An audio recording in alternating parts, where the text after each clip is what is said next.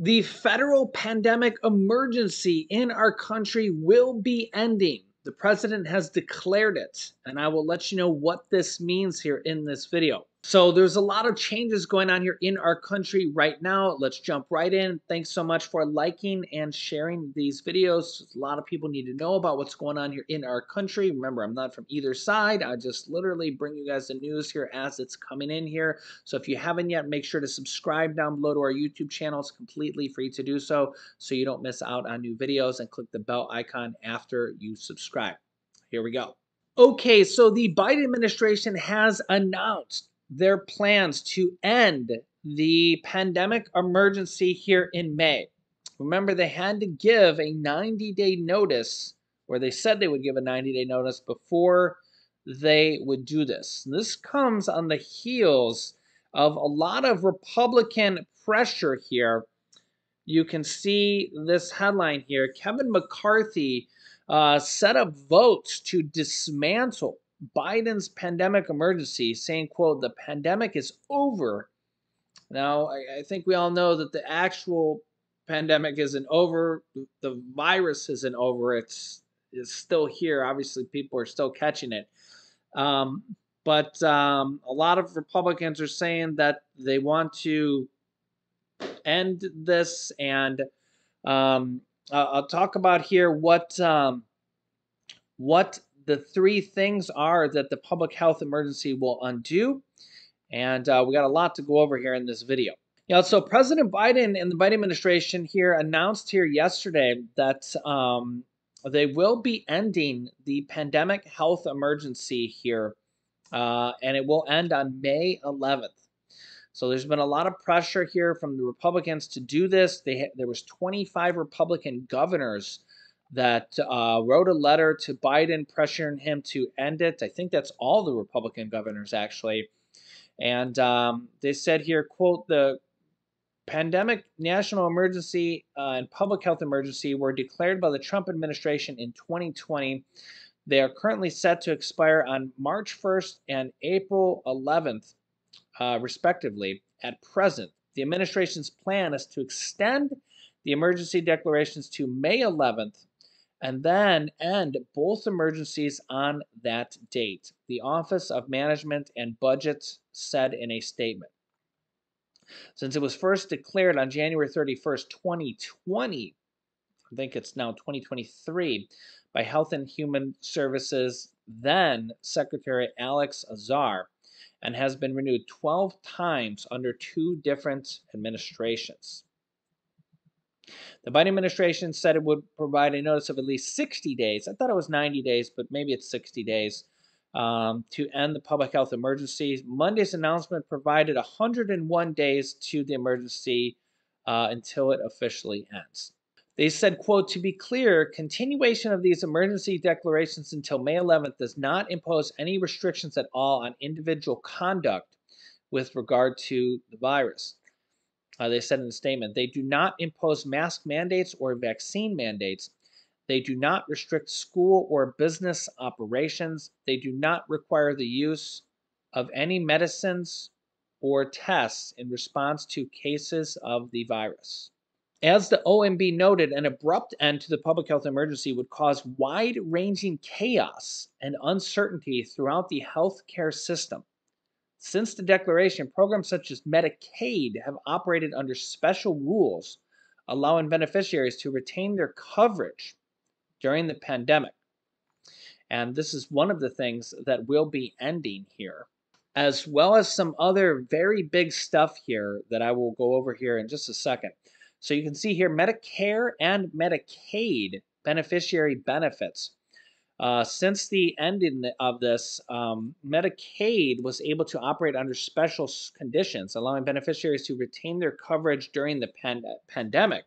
Medicaid announced a series of guidelines last year on how to return to pre-pandemic norms, stating Medicaid and children's health insurance programs agencies will be allowed to begin their unwinding period either 1 month before the PHE ends, the same month that it ends, or the month after it ends.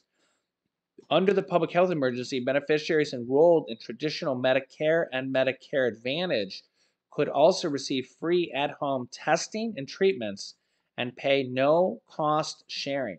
It also required private health insurance companies to cover the cost of testing. When the end of the emergency happens, Americans will need to start paying for tests and treatments, such as Paxlovid, with insurance companies and manufacturers setting the price.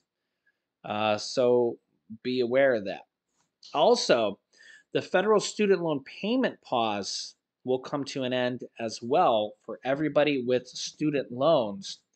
So be aware of that. Also, in February, the Supreme Court is going to be taking up whether or not the $10,000 to $20,000 of student loan forgiveness will go through with a Republican-controlled Supreme Court.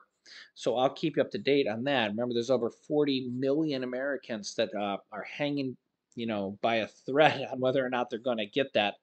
But the student loan payments on debt service are going to be ending here no later than June 30th, which has borrowers left feeling in limbo, but interest and payments will be beginning here again on that. Also, another one that you might not think is going to be ending here is Title 42. Yeah, so this is going to be a border control policy because this was implemented under the Trump administration that allowed Border Patrol officers to expel illegal immigrants that crossed the border illegally because of the pandemic. Yeah, so this is going to be yet another controversial one.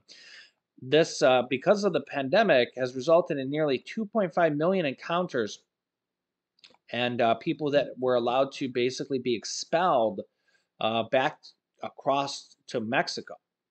And a date for the Supreme Court has been set for oral arguments in March, with the final decision expected in June on whether or not to lift that policy for that. But now, what will be interesting to see here, because that's after the public health emergency has ended. So it'll be interesting to see what happens here. The Department of Homeland Security, as previously indicated, is preparing to terminate Title 42 once the public health emergency ends, because that's only in place because of the pandemic. Yeah, so this is a policy that was implemented by former President Donald Trump. So there's been a lot of different kind of tweaks that both Trump and Biden were able to do because of the public health emergency. And really, the government and people were able to take advantage of this. And the government was able to take advantage of this in multiple different ways. We've had a lot of stimulus checks. We had the PPP program, Paycheck Protection Program. There was actually a lot of fraud with that as well. And a lot of money was thrown around through a lot of different things. That doesn't mean it's not going to continue, because we're seeing a lot of different states still do stuff like this as well. If you've been watching my channel, you know that there was 35 states that did this here in last year in 2022, and we're still seeing this in 2023 because states have a lot of money and unemployment is at a 50 some year low, and so states are still giving a lot of money back here. But that's really on the states doing here, and then we're seeing a lot of that here. Okay, but the public health emergency had a lot of benefits, and we're seeing a lot of pressure from the Republicans to end it. I don't know why. They just want it to be over with for whatever reason or another, even though the virus is still around. I mean, look at China. They're literally, one of their districts alone had, I'll show you the headline here. Yeah, this was back from January 9th, so not that long ago. China had more than 88 million people infected in one of their districts, Henan.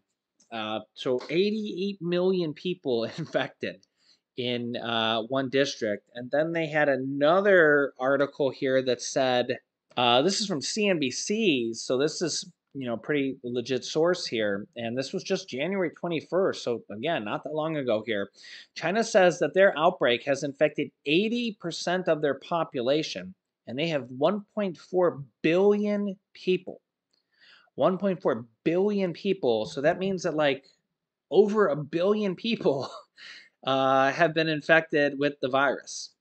and most of them recently because they just basically opened up their doors, and massive amounts of people, for the most part, caught the virus as they got rid of their zero COVID policy here. So a lot of people caught it in a very short amount of time. We don't really know the details because they don't really report a lot of stuff. They give us kind of these vagities, if that's even a word, which is not, but they just kind of give us these vague details of 80% of our population's caught it. 88 million people in one district has caught it, and there you go. It's just like, okay, well, thanks. The U.S. has had a little over 100 million people catch it, not including people that took at-home tests and didn't report them, or people that caught it and didn't report it, or even people that caught it and maybe didn't even know and maybe just thought it was a cold or a flu. So there's probably a lot of people that were that as well. But they had 88 million people catch it in just one district alone. So you got to kind of really realize here that the pandemic's not really over, but they just want to get rid of the pandemic emergency. Well, I guess I can really think of one reason here is that it's going to save the government money. Getting rid of Medicaid, the Medicaid extra provision alone is going to save the government a lot of money.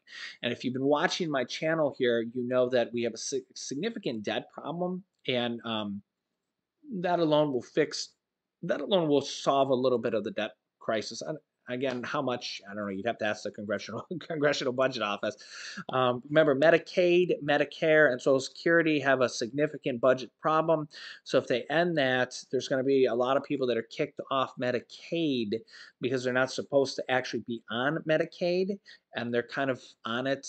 Um, I don't want to say illegally, but they're on it and they're not supposed to be on it, and the states accepted them because of just the way the rules are right now. They're more accepting than they should be, and there's going to be a lot of people that are kicked off Medicaid when this ends. So, yeah, so this so the government's going to actually not have to pay for these people on Medicaid anymore when this ends here shortly.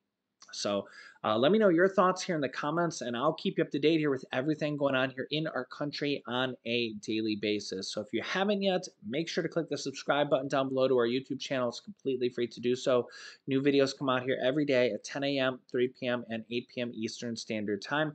Also, thanks for liking and sharing these videos. Here's some videos you can watch next, very good ones actually. Here is a video from a congressman on the House floor about our debt and how to fix Social Security. Really good video there. And also here is a very big warning to Americans that you really should watch if you haven't yet. So click on one of those videos next. Thanks for watching, guys, and I'll see you in the next video.